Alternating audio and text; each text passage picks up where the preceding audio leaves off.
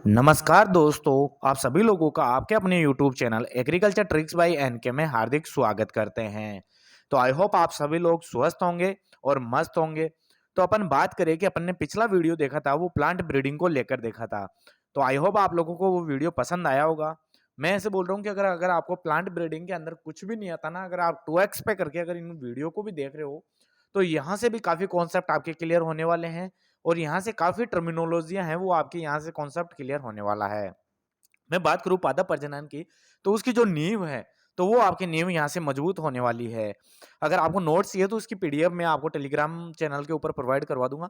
लेकिन अगर आप 2x करके भी देख रहे हो ना, तो पादप प्रजनन के अंतर्गत अगर आप चाहे डब्ल्यूओ लेवल की बात करें, एओ लेवल की बात करें या फिर इसके साथ-साथ ही मैं बात करूँ कि अगर आप ग्रेजुएशन कर रहे हो, उसके अंतर्गत अगर आपके सेमेस्टर में आ रहे हैं, तो अगर ये वीडियो सुनते भी हो, तो वहाँ पे आप आराम से थ्योरी अपनी लिख के आ सकते हो। मैं बात करूँ एएफओ की, तो एएफओ के अंतर्गत भी यहाँ से बाहर कुछ नहीं जाने वाला। और सबसे बड़ी समस्या है क्या कि अगर सभी बच्चों को कंटेंट मिलता है वो इंग्लिश में मिलता है, लेकिन अपन कोशिश कर रहे हैं बच्चों को कि एकदम अच्छी क्वालिटी के साथ में हिंदी के अंतर्गत मटेरियल प्रोवाइड करवाया जाए। तो अपन उसी कड़ी को आगे बढ़ाएंगे आज। जो पादप प्रजनन की आज अपनी क्या रहेगी, सेकंड क्लास रहेगी। अपन ने फर्स्ट क्लास के अंतर्गत क्या क्या देखा, अगर आप लोग फर्स्ट वाले वीडियो के ऊपर आए हो तो फर्स्ट वीडियो जरूर देखना। आज मैं थोड़ा सा रिवाइज करा देता हूँ, इससे अपन क्या करेंगे कोरिलेट कर पाए कि अपन ने पिछले वीडियो में क्या पढ़ा। तो स्पीडली एक फास्ट रिवीजन करते हैं कि अपन ने कल क्या देखा कि पादप प्रजनन की जरूरत क्यों पड़ी। अरे सर, अपने को जरूरत इसलिए पड़ी थी क्योंकि अपने पास में जितना फूड ग्रेन चाहिए होता था उतना अपने को अवेलेबल हो नहीं पा रहा था। कृषि के अंतर्गत के नए काम हो नहीं पा रहे थे। तब अपने प्लांट ब्रीडिंग का रोल आया और अपने अच्छी अच्छी वेराइटियां डेवलप करी। तो उस वजह से अपने को प्लांट ब्रीडिंग की जरूरत पड़ी। ग्रीन रिवोल्यूशन के लिए अपने को प्लांट ब्रीडिंग की जरूरत पड़ी। तो ये अपन काफी डीपली कल अपन ने अच्छे से बात कर ली थी। इसके अलावा मैंने साइंटिस्टों के नाम भी बताए थे, जैसे जो आपके नीलसन एहले थे। नीलसन एहले थे, इन्होंने आपने क्या क्या बताया था कि सिंगल प्लांट सिलेक्शन यानी कि एकल पादप व्रण के बारे में बताया। इसके अपन ने कल वीडियो में बात की। इसके अलावा मैं बात करूं प्योर लाइन सिलेक्शन के बारे में, कि प्योर लाइन सिलेक्शन के बारे में जो बताया था आपके जॉनसन ने बताया था। और जॉनसन से मैंने आपको तीन चीजें बताई थी कि जॉनसन याद रखना, जीन याद रखना, जीनोटाइप याद रखना और फिनोटाइप याद रखना। मतलब कि बात करूं कि जीनोटाइप किसने दिया, शब्द आपके जॉनसन ने दिया। और जीन शब्द किसने दिया, जॉनसन ने दिया। और जीनोटाइप आ गया तो फिनोटाइप आना ही है, तो फिनोटाइप भी किसने दिया, जॉनसन ने दिया। और जॉनसन कैसे आदमी, एकदम प्योर आदमी है, इन्होंने प्योर लाइन का भी आपका सिलेक्शन का सिद्धांत दिया। तो ये चीजें अपन ने कल बात की। इसके अलावा परिभाषा की बात की कि जो आपके क्या होती है फसलों के जीन प्रारूप यानी कि जीनोटाइप के अंतर्गत अपन परिवर्तन करके और मानव उपयोगी बना रहे हैं, उसे अपन क्या कहते हैं, पादप प्रजनन या प्लांट ब्रीडिंग कहते हैं। तो वो भी अपन ने अच्छे से बात कर ली थी। फिर अपन ने बात किया था कि उद्देश्य यानी कि ऑब्जेक्टिव्स, जो उद्देश्य थे अपने प्लांट ब्रीडिंग के, उनकी अपन ने मुख्य मुख्य बातें की थी कि हाई रिल्ड। तो वो काफी अच्छे से समझाया था मैंने कि हाई रिल्ड की कैसे जरूरत पड़ी थी। फिर अपन ने क्वालिटी को मेंटेन किया था कि क्वालिटी इंप्रूवमेंट के लिए अपन ने प्लांट ब्रीडिंग के जरिए काफी अच्छी अच्छी वेराइटियां डेवलप की। फिर अपन ने क्या किया कि डेवलप किया डिजीज एंड इंसेक्ट रेजिस्टेंट। अपन बात करें कीट एवं व्याधि, जो कीट एवं रोग प्रतिरोधी अपन ने किस्में तैयार की। इसके अलावा फिर अपन ने क्या किया कि अधिक दक्षता वाली यानी कि अपने जो वेराइटियां थी, तो उसके अंतर्गत अपन ने क्या किया, वो अधिक दक्षता वाली, अगर मैं बात करूं कि हायर एफिशिएंसी वाली अपन ने क्या की वेराइटियां डेवलप की। तो ये अपना क्या था, 4 नंबर का क्या था अपना, जो आपका ऑब्जेक्ट था वो हो गया था। मैं बात करूं 5वें नंबर की, तो 5वें नंबर के ऑब्जेक्ट में अपन ने बात किया अर्ली मेच्योरिटी। अर्ली मेच्योरिटी की जरूरत पड़ी क्यों, मैंने आपको बताया था कि काफी वेराइटियां ऐसी हैं कि जो लंबा टाइम लेते हैं। जैसे कि केजनस केजान की बात करें, या मैं बात करूं कि आपके केजनस केजान है, वो क्या करता है कि लंबा टाइम लगता है पकने में। तो उससे क्या हो रहा था कि अपन खरीफ में उगा रहे हैं, रबी तक भी जा रही है, या रबी के अंदर उगा रहे हैं, खरीफ के अंतर्गत जा रही है। या फिर अगर सिंपल सी चीज अगर समझे कि अर्ली मैच्योरिटी की जरूरत इसलिए पड़ी कि अपने पास में अगर एक फसल को पकने में 4 महीने तक लग जाते हैं ना, 4 से 5 महीने तक, अगर 4 महीने पकने में लग रहे हैं, अगर सपोज करो अर्ली मैच्योरिटी होगी, तो आपने जैसे ही सोविंग की और वो जल्दी से पककर तैयार हो गई, तो उसके अंतर्गत आपके क्या होगा कि अगर ओले से आने की समस्या है, या अगर बारिश ज्यादा हो गई, या अदर फैक्टर से जो खराब होने की समस्या किसान को देखने को मिलती है, तो वो देखने को नहीं मिलती अगर वो पहले ही पककर तैयार हो जाती है। तो इस वजह से अर्ली मैच्योरिटी की अपन ने बात की थी, जो आपका उद्देश्य था 5वां नंबर का। 6वें नंबर के उद्देश्य की मैं बात करूं तो वो था आपके सिंक्रोनियस मैच्योरिटी। मैं बात करूं समकाल पकना, यानी कि जो सब एक साथ पकते हैं उनकी। तो उनकी अपन ने बात की थी कि मूँग वग़ैरह हो गया। तो मूँग के अंतर्गत सर आपके क्या हो रहा था कि कुछ फसलें ऐसी थी कि मूँग, उड़द वो क्या होता है कि जो अपना फ़ील्ड था उसमें एक जगह से पक रही है, कभी दूसरी जगह से पक रही है, तीसरी जगह से पक रही है। तो सर हम तो हार्वेस्टिंग के अंतर्गत ही लागत इतनी आ गई कि एक दिन यहाँ कटाई करवा रहे हैं, एक दिन यहाँ कटाई करा रहे हैं और जो ग्रेन मिल रहा है वो भी एक साथ नहीं मिल पा रहा है जिससे कि अपनी आर्थिक स्थिति सुधर सके कि अपन एक साथ बल्क में उसे मंडियों तक पहुँचा सके और अपनी आय प्राप्त कर सकें। इस वजह से ऐसी वैरायटी अपन ने डेवलप की जो एक साथ ही पके ताकि एक साथ पूरे फील्ड के अंदर एक साथ पकेगी तो एक साथ ही काट कर अपन उसे क्या करेंगे बेच आएंगे और अपनी आर्थिक जरूरतों को भी पूरी करेंगे और जो अपने को जो प्रोडक्शन मिलेगा उसका भी जो मूल्य है वो एक साथ मिलने को मिल जाएगा अपने को। तो अपन ने 6 अपने ऑब्जेक्ट की बात की थी। आज का वीडियो काफ़ी शानदार होने वाला है। अपन 7वें नंबर के ऑब्जेक्ट से स्टार्ट करेंगे। फिर उसके बाद में मैं बात करूँगा कि एक प्लांट ब्रीडर का काम क्या होता है? कैसे प्लांट ब्रीडर काम करता है? कैसे आपकी नई वैरायटियाँ डेवलप होती है? तो मैं आपको 0 लेवल से हीरो तक बनाने का सफ़र तक आपको साथ रहूँगा, जिसके अंतर्गत आपको समझ में आएगा कि कैसे प्लांट ब्रीडिंग की नींव रखी गई, कैसे क्या-क्या काम इसके अंतर्गत होता है। तो मैं ऑब्जेक्ट नंबर की 7 की बात करता हूँ, काफ़ी इंपॉर्टेंट ऑब्जेक्ट। प्रकाश असंवेदनता यानी कि अगर मैं बात करूं कि जो आपके फोटो इंसेंसिटिविटी यानी कि अगर बात करें कि फोटो इंसेंसिटिविटी थी तो वो क्या थी तो प्रकाश असंवेदनता थी वो क्या थी तो इसके अंतर्गत क्या होता है कि फ्रेंड्स आप लोगों ने देखा होगा कि ज्यादातर यानी कि जो प्रकाश का रोल होता है वो फ्लावरिंग स्टेज के ऊपर देखने को मिलता है। प्लांट की जो फ्लावरिंग स्टेज होती है उसके अंतर्गत आपको क्या देखने को मिलेगा, प्लांट के अंतर्गत जो प्रकाश का है वो इफेक्ट देखने को मिलेगा। और उसी के हिसाब से आप लोगों ने पढ़ा होगा फोटोपरोडिज्म के आधार पर आपके जो प्लांट होते हैं उनको 4 भागों में बांटा गया है। अब आप बोलोगे नहीं सर 3 ही भागों में बांटा गया है, लेकिन बांटा तो 3 ही भागों में है, लेकिन चौथे के से भी काफी बार क्वेश्चन आते हैं। अगर मैं बात करूं लॉन्ग डे प्लांट एलडीपी है ना, एचडीपी यानी कि शॉर्ट डे प्लांट और एक आता है एनडीपी यानी कि डे न्यूट्रल प्लांट। इसके साथ में आता है इंटरमीडिएट डे प्लांट। इंटरमीडिएट का मतलब कि उनको पर्टिकुलर टाइम में प्रकाश चाहिए होता है। शॉर्ट डे की बात करूं तो शॉर्ट डे के अंतर्गत जो उसको कि 10 घंटे से कम प्रकाश की आवश्यकता होती है। लॉन्ग डे की मैं बात करूं कि 14 घंटे से ज्यादा प्रकाश की आवश्यकता होती है। डे न्यूट्रल की मैं बात करूं कि जिनको प्रकाश का कोई फर्क नहीं पड़ता, साहब इनको तो कहीं भी उगा दो, कितना ही प्रकाश हो कितना ही कुछ हो कोई फर्क नहीं पड़ता, ये तो भैया उगेंगे और अपना जीवन काल कंप्लीट करेंगे। तो अब बात करें कि सर आपने ये तो बता दिया लेकिन आपको जरूरत क्या पड़ी फोटो इंसेंसिटिविटी की कि आपको प्रकाश असंवेदीता का। तो अपने सर क्या हुआ कि अगर आपके पास में आपने देखा होगा कि जनरली अपन अमरूद की तो छोड़ो, लेकिन अपन अगर फील्ड क्रॉप की मैं बात करूं तो जैसे राइस हो गया, मेज हो गया। आज आप लोगों ने देखा होगा कि मेज है मुख्यतः खरीफ की क्रॉप है, लेकिन उसको रबी में भी उगाया जा रहा है। तो एक फसल को अपना जीवन चक्र कंप्लीट करने के लिए आपने कभी ये चीज सोची कि जो अपन क्रॉप है रबी की क्रॉप है, जैसे गेहूं है, गेहूं अपन लगाते हैं रबी की क्रॉप में, इसे खरीफ में क्यों नहीं उगा सकते? आपने सोचा कि खरीफ में क्यों नहीं उगा सकते? क्योंकि उसको सूटेबल क्लाइमेट ही नहीं मिल पाएगा। जो वो वैरायटी है उसको सूटेबल क्लाइमेट ही नहीं मिल पाएगा तो वो अपना ग्रो करेगा क्या, वो डेवलप होगा क्या? लेकिन अपन ऐसे करें कि भैया कि उसके अंतर्गत ऐसी जीन डाल दे कि जो अगर प्रकाश से जो उसको इफेक्ट हो रहा है वो इफेक्ट नहीं होने वाला, और अपन ऐसी वैरायटियां तैयार कर दे कि भैया वो उसको कि रबी नहीं खरीफ में भी उसको उगा सके और खरीफ वाली चीज है उसको रबी में भी उगा सके, है ना। तो इन चीजों को लेकर साइंटिस्टों ने क्या किया कि ऐसी वैरायटियां डेवलप की जिसके अंतर्गत अपन क्या करते हैं कि जो फोटो यानी कि आपके फोटो पेरियोडिज्म है उसका इफेक्ट है वो न पड़े। तो वो फोटो पेरियोडिज्म का इफेक्ट पड़ता है वो फ्लावरिंग स्टेज पे पड़ता है, तो इसका इफेक्ट ही नहीं पड़ेगा तो क्या होगा कि वो उसको अपन क्या कर सकते हैं दूसरे सीजन के अंतर्गत भी ग्रो कर सकते हैं। इसीलिए अपने को इस चीज की जरूरत पड़ी कि प्रकाश असंवेदीता की जरूरत पड़ी। अब बात करते हैं कि इसके अंतर्गत क्या लिखा हुआ है। किसी फसल को नए एवं विभिन्न जलवायु क्षेत्रों में उगाने के लिए प्रकाश असंवेदित किस्मों का विकास आवश्यक है। कि भैया अपन ने बात की कि अगर ऐसे वैरायटियां चाहिए अपने को जो क्या करे कि प्रकाश से प्रभावित नहीं हो। अब अपन बात करें मेज है, मक्का है, मक्के को अपन क्या कर रहे हैं रबी के अंतर्गत भी उगा रहे हैं, नहीं खरीफ की फसल है। आज राइस है, राइस की ऐसी वेराइटियां तैयार हो गई कि जो आपके खरीफ रबी जायद मतलब कि मैं बात करूं कि तीनों सीजनों के अंतर्गत उगाया जा रहा है। तो वो सब किसकी वजह से, आपके फोटो इंसेंसिटिविटी की वजह से पॉसिबल हो पा रहा है। तो आई होप आप लोगों को ये समझ में आया होगा। अगर मैं बात करूं कि ये कब इफेक्ट करता है, ये फ्लावरिंग स्टेज पे इफेक्ट करता है। तो ये ऑब्जेक्ट आपको समझ में आया होगा कि इसके द्वारा अपन कैसे नई वेराइटियां तैयार कर सकते हैं और वो कैसे अपने लिए यूजफुल है। तो चलिए मैं नेक्स्ट ऑब्जेक्ट की ओर चलता हूं, क्योंकि इन ऑब्जेक्टिवों को आपको डायरेक्ट सुनोगे तो उससे भी याद होने वाला है।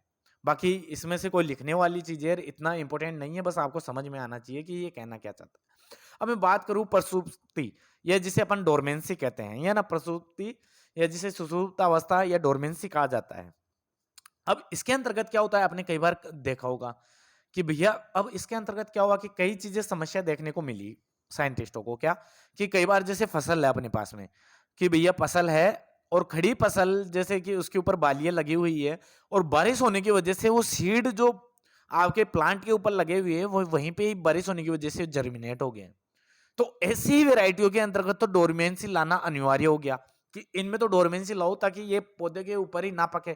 अगर वहीं उगने लग गए तो भाई साहब आपके सीड की क्या होगी, क्वालिटी गिर जाएगी, वो सीड मार्केट में बिकेगा नहीं और आपके भी खाने के काम के नहीं रहेगा। तो इस वजह से इनके अंतर्गत तो अपने को क्या करना है, डोरमेंसी लानी है। और जिन फसलों के अंतर्गत ऐसे है कि सीड डोरमेंसी में चले जाते हैं, वो जल्दी से ग्रो नहीं होते, कि अपने आज सीड सोविंग डाल दी, कि सोविंग के लिए आज सोइल के अंतर्गत अपन ने सीड डाल दिया और वो 15-20 दिन तक उग ही नहीं रहा है। अपन ऐसी चीज करें उसमें कि वो जल्दी से ग्रो हो जाए, यानी कि 15 दिन के बजाय आपको तीसरे दिन ही वो ग्रो होने लग जाए। तो उसमें अपने को क्या करना है, डोरमेंसी को ब्रेक करना है। तो ऐसी ही वेराइटियां डेवलप हो जो जल्दी अपन अगर सोविंग करें तो जल्दी जर्मिनेट हो, और ऐसी वेराइटियां हो अपने पास में कि अगर खड़ी फसल के अंतर्गत अपना प्रोडक्शन है, ग्रेन है, तो ग्रेन के अंतर्गत अगर वो बारिश भी हो जाए तो वो वहीं पे जर्मिनेट ना हो, उसमें डोरमेंसी बनी रहे। तो इस वजह से अपने जो प्रोडक्शन है उसको बचाए रखने के लिए अपने को इसकी जरूरत पड़ी। तो ये ऑब्जेक्ट कैसे काम करता है समझ में आया होगा। अब मैं इसकी थ्योरी बताता हूं। कुछ फसलों में जैसे बाजरा, ज्वार, जौ, गेहूं आदि में प्रसुप्ति अवस्था नहीं होती, इनमें डोरमेंसी नहीं पाई जाती। वो जो चीज मैं बता रहा था ना कि एक तो दो कंडीशन देखने को मिलेगी, एक तो होती है और एक नहीं होती। तो इसमें अवस्था में क्या नहीं होती, डोरमेंसी नहीं होती या प्रसुप्ति नहीं होती। तो होता है पकने के समय बरसात होने पर उनके बीजों में बाली में ही अंकुरण हो जाते हैं, अब वो बाली के अंतर्गत ही उग जाते हैं। तो ऐसी फसलों में थोड़ी प्रसुप्ता वाली किस्मों का विकास महत्वपूर्ण है। अगर विकास नहीं हुआ, डोरमेंसी नहीं आएगी उनमें सीड में, तो भैया आपकी जो पूरी की पूरी क्रॉप का प्रोडक्शन है वो एकदम बेकार हो जाएगा, कोई मतलब ही नहीं रहेगा ऐसी वैरायटी का। या फिर मैं अपन बात करूं कि वो प्रोडक्शन नहीं मिल पाएगा, तो फिर अपने को इतना काम करने का मतलब ही क्या है। तो इस वजह से डोरमेंसी कैसे जरूरी है, आई होप आप लोगों को समझ में आया होगा। चलिए नेक्स्ट ऑब्जेक्ट की बात करता हूं। अपन ज्यादा टाइम इन चीजों में वेस्ट नहीं करेंगे, क्योंकि आप भी समझते हो कि आपको बस नाम से समझ में आना चाहिए कि ये कहना क्या चाहता है ना। अब बात करें नई ऋतुओं के लिए किसमें, अपन ऑब्जेक्ट की बात कर रहे हैं कि उद्देश्य क्या है, प्लांट ब्रीडिंग के उद्देश्य क्या है। तो अब बात करूं कि अब नेक्स्ट उद्देश्य क्या है, वैरायटी फॉर न्यू सीजन, यानी कि ऐसी वैरायटी अपन डेवलप करें जो नए नए सीजन में उगा सके। नए सीजन का मतलब ये नहीं कि कोई नया सीजन ही बन रहा है, अपना नया सीजन बना दिया, नहीं। सीजन 3 है, खरीफ, रबी और जायद। अब पहली बात तो ये ध्यान रखना कि आपके सीजन है ना, ये कौन सी भाषा के हैं, ये आपके अरबी भाषा के हैं। खरीफ, रबी, जायद है, ये तीनों शब्द कौन से हैं, अरबी भाषा के हैं। और अरबी भाषा कौन सा है, मौसम। अब अगर मैं बात करूं कि मौसम है, तो मौसम से ही तो अपने को पता चलता है, खरीफ, रबी, जायद इन तीनों को मिलाकर क्या हो गया अपने मौसम हो गए। तो मौसम हो गया, तो मौसम कौन सी भाषा का है, अरबी भाषा का है। तो अरबी भाषा से आप याद रखना कि खरीफ, रबी, जायद किस में आते हैं, मौसमों में ही आते हैं। तो उनसे अरबी भाषा आपको ट्रिक के माध्यम से भी याद हो जाएगी। चलिए मैं बात करूं अपने जो टॉपिक है उस पे आते हैं, वैरायटी फॉर न्यू सीजन। कि अपन ऐसी वैरायटियां डेवलप करेंगे, जो पहले बात की वही चीज है, घुमा फिरा के बात वही है कि अपने को ऐसी वैरायटियां डेवलप करनी है जो मैं आपके रबी के सीजन में उगा रहा हूं उसे मैं क्या करूं, खरीफ के सीजन में भी उगा पाऊं। जो खरीफ में उगा पा रहा हूं उसे मैं क्या करूं, रबी के सीजन में भी उगा पाऊं। अरे सर कुछ वैरायटियां तो मैं ऐसी बना लूं कि जब इच्छा हो तभी उगा लूं, कि खरीफ, रबी, जायद तीनों के अंतर्गत में उगा सकूं। तो अपने को ऐसी वैरायटियां क्या करनी पड़ेगी, डेवलप करनी पड़ेगी। तो ये भी उद्देश्य किसका है, आपके प्लांट ब्रीडर का है। चलिए अब मैं थ्योरी बताता हूँ। कुछ फसलों को वर्तमान में नए समय में उगाया जा रहा है, सॉरी नए मौसम में उगाया जा रहा है। जैसे कि मक्का की, जो आपके खरीफ का मक्का होता है वो रबी में उगाया जा रहा है, जायद में भी उगाया जा रहा है। तो नए मौसम में अधिक उपज देने वाली किस्मों का विकास महत्वपूर्ण क्या है, आपका प्लांट ब्रीडिंग का उद्देश्य है। तो समझ में आया कि आपको नए सीजन के अंतर्गत भी अपने को ऐसी वैरायटियां डेवलप करनी है कि जो नए ऋतु में या नए सीजन के अंतर्गत भी उसको ग्रो करवा सके। अगर मैं बात करूं कि आपके मक्का है, मक्का आपके क्या है कि खरीफ, रबी और जायद तीनों के अंतर्गत उगाया जा रहा है और अच्छा प्रोडक्शन लिया जा रहा है। इसके अलावा राइस की मैं बात करूं, असमन, बोरो तीनों सीजन के अंतर्गत उगाया जा रहा है और आराम से आपका प्रोडक्शन लिया जा रहा है। तो ये वैरायटियां किसके मदद से बनी? ये प्लांट ब्रीडर की मदद से बनी, प्लांट ब्रीडिंग की सहायता से बनी है ये सब, तभी ये इसका उद्देश्य हो जाता है। अब मैं बात करूं कि सूखा एवं लवण रोधिता, काफी शानदार नाम से पता चल रहा होगा कि अपने को ऐसी वैरायटियां डेवलप करनी है, सूखा एवं लवण रोधिता होनी चाहिए, यानी कि ड्रोट एंड आपके साल्ट रेजिस्टेंस होनी चाहिए। अब बात करें कि आपकी जरूरत क्यों पड़ी इस चीज की। अब एक चीज बताइए कि मानव तो इतना गया गुजरा आदमी है या इंसान है कि मैं क्या ही कहूं कि अपने सुख के लिए वो प्रकृति को इतनी हानि पहुंचा रहा है कि पूछो मत। आज आप लोगों को पता होगा कि कितना पानी बचा है मिट्टी के अंदर, कुछ भी पानी नहीं बचा। सबने बोरवेल करवा कर, मोटरें लगाकर पूरा पानी खींच लिया और आने वाले टाइम पे आज तो बोतलों में पानी मिल रहा है। फिर देखना छोटे छोटे पाउच आ जाएंगे, वही आपको इतने महंगे, जैसे दुबई वगैरह शहर में देखोगे आपको कितने महंगा पानी मिल रहा है। तो यह हालत आने वाली है। तो जहां पानी नहीं होगा तो अपने को कौन सा पानी यूज करना पड़ेगा? फिर अपने को जो तालाब वगैरह हैं जी, या फिर अपन मैं बात करूं कि जो समुद्र वगैरह है उसका जल अपने को खेती के लिए यूज करना पड़ेगा। और समुद्र का जल है वो जनरली कौन सा होता है? अपने खारा होता है, लवणीय होता है। तो साइंटिस्ट तो पहले ही इस चीज को लेकर चल रहे हैं कि भैया कि आने वाले टाइम के अंदर ये तो इंसान इतना खराब है कि पानी तो वैसे भी बचा नहीं है, धीरे धीरे सभी ट्यूबवेल फ्री हो रहे हैं, पानी है नहीं धरती में, और जो जितना मीठा पानी है उतना कंज्यूम अपन कर ही लेंगे। तो आने वाले टाइम पे अपन अभी से ही क्यों ना ऐसी वेराइटियां बनाए, क्योंकि पानी होगा नहीं। तो पानी नहीं होगा तो क्या सूखे की आपको समस्या देखने को मिलेगी? सूखे की समस्या देखने को मिलेगी तो उसके बाद में अपने को क्या करेंगे? अगर आप पानी भी यूज लेंगे तो वो अपन कहाँ से लेंगे? तालाब वगैरह से लेंगे, है ना? तो अगर तालाब वगैरह से लेंगे तो तालाबों में ज्यादातर खारा पानी है। तो ऐसी ही वेराइटियां बनाए जिनको कि पानी की आवश्यकता ही कम पड़े, पानी की आवश्यकता कम पड़े। और अगर पानी भी दे तो अगर अपन साल्ट वाला पानी दे दे, या अपन मैं बात करूं कि लवण वाला पानी भी दे दे, तो वो भी अपना उसके अंतर्गत ग्रो हो जाए और अपने को अच्छा प्रोडक्शन दे दे। तो साइंटिस्ट उसके ऊपर ही काम कर रहे हैं कि आने वाला फ्यूचर वो तो देख के चल रहे हैं ना। तो इसी वजह से अपन क्या करते हैं कि ये भी एक ऑब्जेक्ट है आपके प्लांट ब्रीडिंग का कि आपका सूखा एवं लवण रोधी आपके क्या करनी है? फसलों को डेवलप करना है। तो आपको समझ में आया कि क्यों जरूरी है, कैसे जरूरी है। मैं आज बात करूं कि आपने जो आपके राजस्थान के अंतर्गत जो वेस्ट साइड का एरिया है, तो वेस्ट के अंतर्गत क्या है? पश्चिमी शुष्क रेगिस्तान है।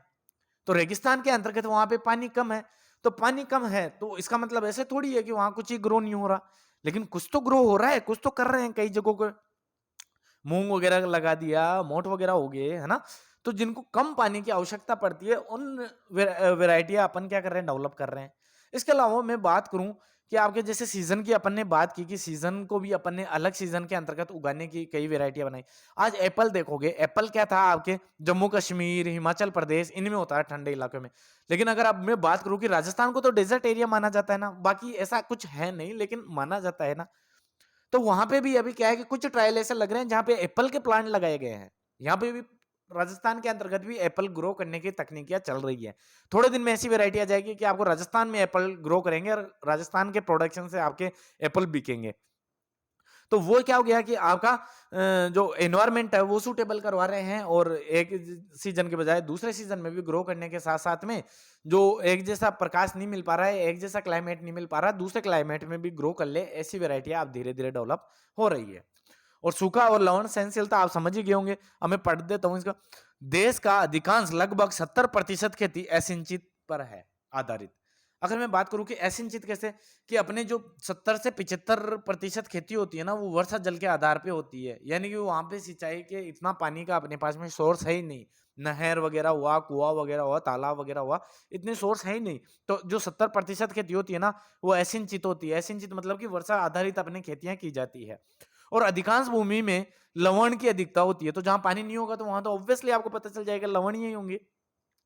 और जो अपने पूरा एरिया है यहाँ पे भी पहले क्या था कि नहरें वगैरह, या फिर मैं बात करूँ जो तालाब वगैरह का पानी था पहले सबसे ज्यादा अर्थ पे है वो क्या था? पानी है। तो जो खारा पानी है तो उन्हीं का ही अवशेष है। तो ऑब्वियसली आपके क्या होंगे, लवण अधिक होंगे। तो लवण होंगे तो होता है इन क्षेत्रों में सूखा एवं लवण रोधी किस्मों का विकास आवश्यक है। तो ऐसी जगहों के अंतर्गत अगर अपने को क्रॉप लेनी है, प्रोडक्शन लेना है, तो ऐसी अपने को वेराइटियां क्या करनी पड़ेगी, डेवलप करनी पड़ेगी। चलिए अब बात करें कि नेक्स्ट चीज की, काफी शानदार, अविषालु पदार्थों से मुक्त, यानी कि जो विषाक्त यानी कि टॉक्सिक सब्सटेंस पाया जाता है कई क्रॉपों के अंतर्गत। कई क्रॉपों के अंतर्गत क्या टॉक्सिक सब्सटेंस पाया जाता है। जैसे कि मैं बात करूं कि सोरगम के अंतर्गत आपके क्या देखने को मिलता है, एससीएन, जिसे अपन क्या कहते हैं, धुरीन। तो ये धुरीन क्या करता है, अगर अपन क्या करते हैं नी स्टेज पे, अगर अपन क्या करते हैं सोरगम को नी स्टेज मतलब कि अपने घुटने की अवस्था पर, यानी घुटने जितने होते हैं, अगर उस अवस्था के अंतर्गत अगर अपन उसको काट कर अगर पशु को खिला देते हैं ना, तो उसके अंतर्गत धुरीन नामक यानी कि हाइड्रोसाइनाइड के नाम से उसके अंतर्गत टॉक्सिक सब्सटेंस यानी कि विषालु तत्व पाया जाता है, जो क्या करता है कि आपके पशु होते हैं ना, उनका अबॉर्शन करवा देता है। मतलब कि वो अगर प्रेग्नेंट होगा ना पशु, तो जो आपके उसके बेबी होगा ना, वो बेबी नहीं बन पाएगा, या फिर अपन बात करें कि वो बेबी पहले ही वो क्या हो जाएगा, आपके मर जाएगा। तो अबॉर्शन हो जाता है, यानी कि उसका परिपक्व होने से पहले ही वो क्या हो जाएगा, उसका डिस्ट्रॉय हो जाएगा। तो ये किसकी वजह से हुआ, तो ऐसे जो आपके टॉक्सिक सब्सटेंस होते हैं, तो वो भी नहीं होने चाहिए आपकी क्रॉप के अंतर्गत। ये भी काम किनका है, आपके प्लांट ब्रीडिंग का एक उद्देश्य है। अब बात करें कि और एग्जांपल की, अगर मैं बात करूं कि जैसे कि आपके कपास के अंतर्गत पाया जाता है ग्योसिपोल। गोसिपोल है, ये टॉक्सिक सब्सटेंस है। तो ऐसी क्यों ना वैरायटियां बनाई जाए जिसके अंतर्गत ये टॉक्सिक सब्सटेंस है वो हो ही ना। मैं सरसों की बात करूं, सरसों के अंतर्गत इरूसिक अम्ल पाया जाता है ना, इरूसिक अम्ल पाया जाता है। इसके अलावा आपके और भी होते हैं, है ना, इरूसिक अम्ल हो गया। तो ये चीजें क्या करते हैं, आपके इनको टॉक्सिक कंपाउंड है, इनको क्या करना है, रिड्यूस करना है, कम करना है। तो वो किसकी वजह से होगा, आपके प्लांट ब्रीडिंग की वजह से होंगे। इसके अलावा अपन और बात करें, जैसे लेथाइरस सेटाइवस होता है आपके, जो खेसरी की दाल पाई जाती है, उसमें बोआ नामक क्या होता है, टॉक्सिक सब्सटेंस पाया जाता है। तो उसकी वजह से क्या होता है कि जो इंसान होता है उसमें पैरालिसिस हो जाता है, यानी कि जो अपने पेट से नीचे का हिस्सा होता है वो पैरालिसिस हो जाता है, अगर अपन खेसरी की दाल का ज्यादा उपयोग करते हैं तो क्यों ना अपन ऐसी वेराइटियां बनाए जो इनके अंतर्गत टॉक्सिक सब्सटेंस है वो हो ही ना, या कम हो, तो अपने लिए हार्मफुल नहीं हो।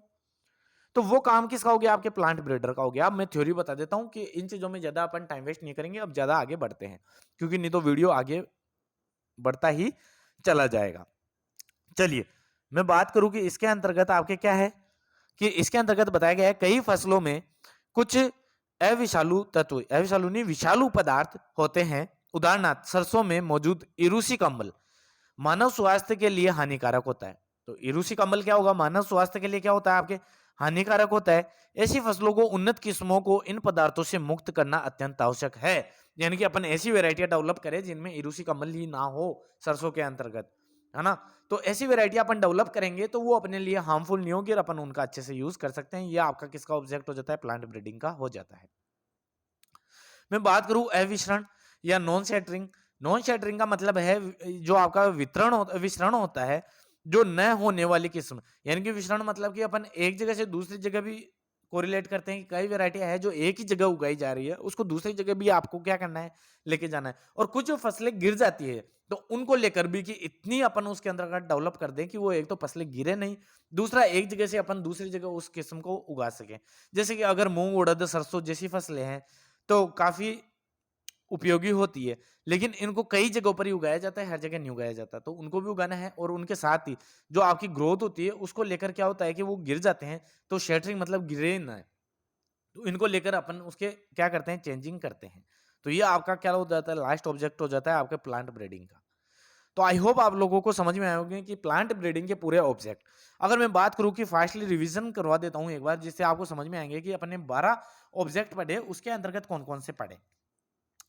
मैं फर्स्ट ऑब्जेक्ट की बात करूं तो फर्स्ट ऑब्जेक्ट आता है सर आपके वो आता है हाई यील्डिंग, यानी कि अधिक उपज। फिर मैंने दूसरी बात की कि अपन ने अधिक उपज कर लिया, फिर उसके गुणों में क्या किया, सुधार किया। फिर गुणों में सुधार किया तो सर उसके अंतर्गत कीट और रोग लग रहे थे, उनका अपन ने क्या किया, उसका रोग प्रतिरोधक क्षमता अपन ने डेवलप कर दी। फिर उसके बाद में अधिक दक्षता वाली यानी अधिक एफिशिएंसी वाली वेराइटी क्रिएट की। फिर अर्ली मैच्योरिटी वाली की। फिर उसके बाद में जो सिंक्रोनस मैच्योरिटी यानी कि समकाल पकना का अपन ने बात की। उसके बाद में बात की प्रकाश असंवेदीता का, यानी कि फोटो इनसेंसिटिविटी की।